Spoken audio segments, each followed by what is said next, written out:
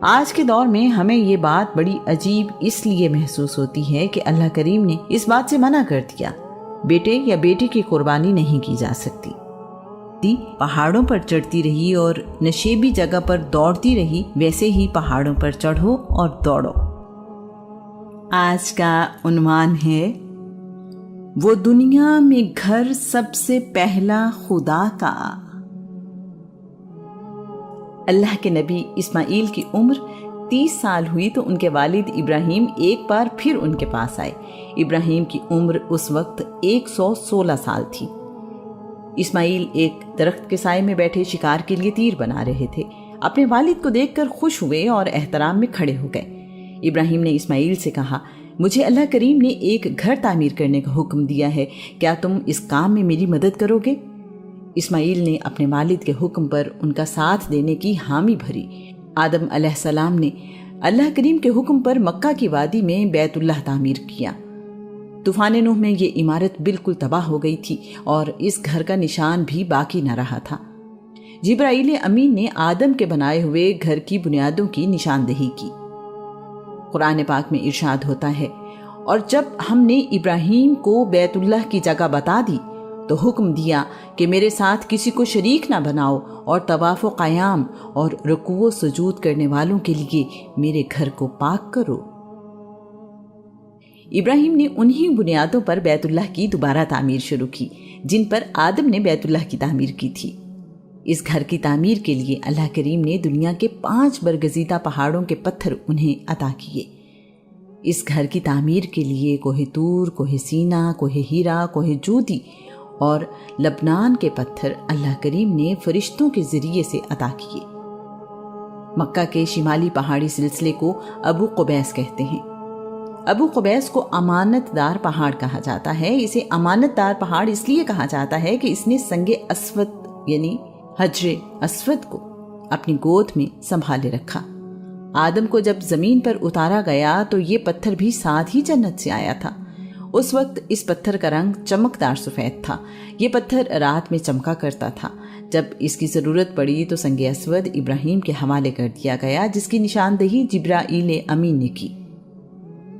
دونوں باپ بیٹا ایک ایسا گھر تعمیر کر رہے تھے جو ان کے اپنے رہنے کے لیے نہیں تھا۔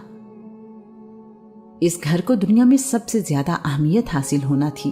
اس گھر کو اللہ کے گھر کے طور پر بنایا گیا۔ تمام دنیا سے لوگ آ کر اس گھر کی زیارت کیا کریں گے۔ ابراہیم اور اسماعیل نے مل کر دیواریں بنانا شروع کر دی۔ اسماعیل پہاڑوں کو توڑ کر پتھر اٹھا کر لاتے تھے، ابراہیم ان پتھروں کو جوڑ کر دیوار بناتے تھے۔ اس گھر کی دیواریں اتنی اونچی ہو گئیں کہ زمین پر کھڑے ہو کر تعمیر کرنے کے لیے اوپر ہاتھ جانا ممکن نہ رہا۔ ابراہیم ابو قبیس پہاڑ سے ایک اور پتھر اٹھا لائے۔ انہوں نے اس پتھر پر کھڑے ہو کر دیواریں بنانا شروع کر دیں۔ اس پتھر کی خوبی یہ تھی کہ جوں جوں دیواریں اونچی ہوتیں یہ پتھر بھی اونچا ہوتا جاتا۔ جب ابراہیم نے زمین پر اترنا ہوتا تو یہ پتھر زمین کی طرف اتر آتا تھا۔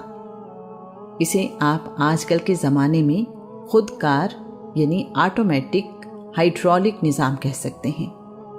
دیواریں مناسب اونچائی پر پہنچیں تو ابراہیم نے اس گھر کی جنوب مشرقی دیوار کے کونے میں سنگ اسود یعنی حجر اسود نصب کر دیا۔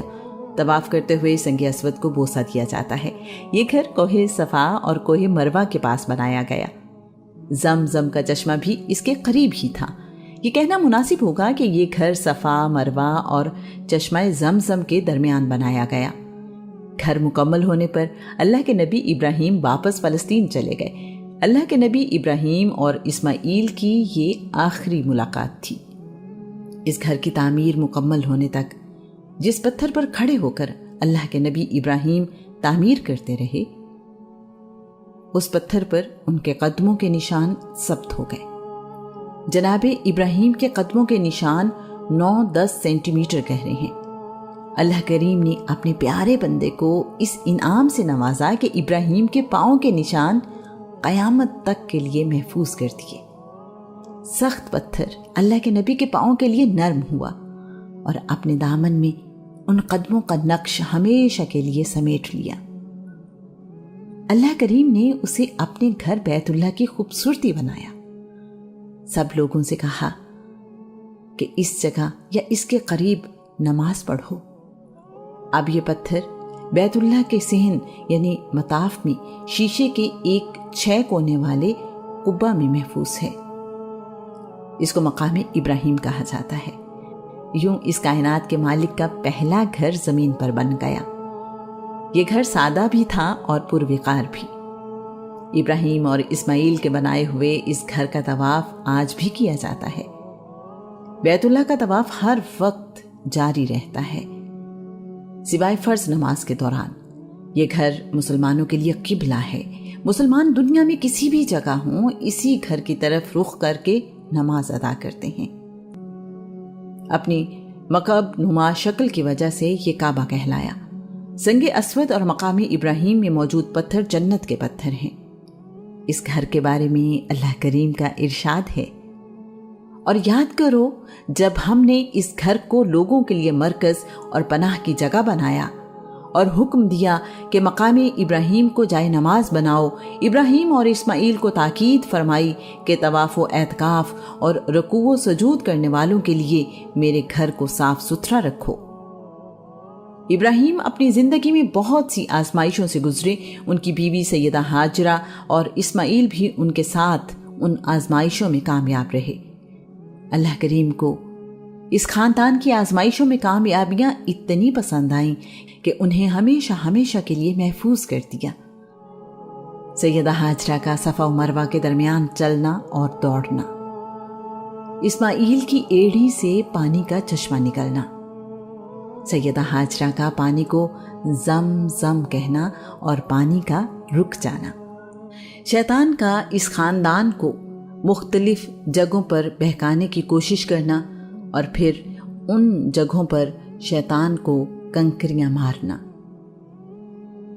اسماعیل کی قربانی کے لیے مکہ سے باہر جانا اور حرم کی حد مقرر ہونا، اسماعیل کی جگہ جانور کی قربانی، ابراہیم اور اسماعیل کا اللہ کا گھر تعمیر کرنا، ابراہیم کے پاؤں کے نشان محفوظ رکھنا، ابراہیم کی نماز پڑھنے کی جگہ کو سب کے لیے مصلی بنانا، بیت اللہ یروشلم کی عبادت کا بیت المقدس سے بھی پرانا ہے۔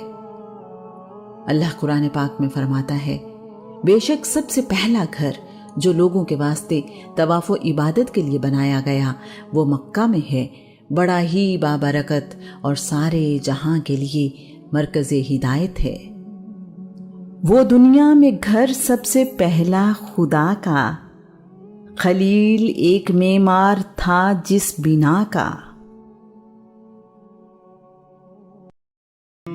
اگر تم میں کسی بات پر اختلاف ہو جائے تو نجران میں رہنے والے افعا جرہمی کے پاس جانا اور اپنا فیصلہ کروا لینا۔ افعا جرہمی نے یہ باتیں سن کر اونٹ کے مالک سے کہا، جاؤ بھائی، تمہارا اونٹ ان کے پاس نہیں ہے۔ اس کے بعد افعا جرہمی نے ان سے پوچھا،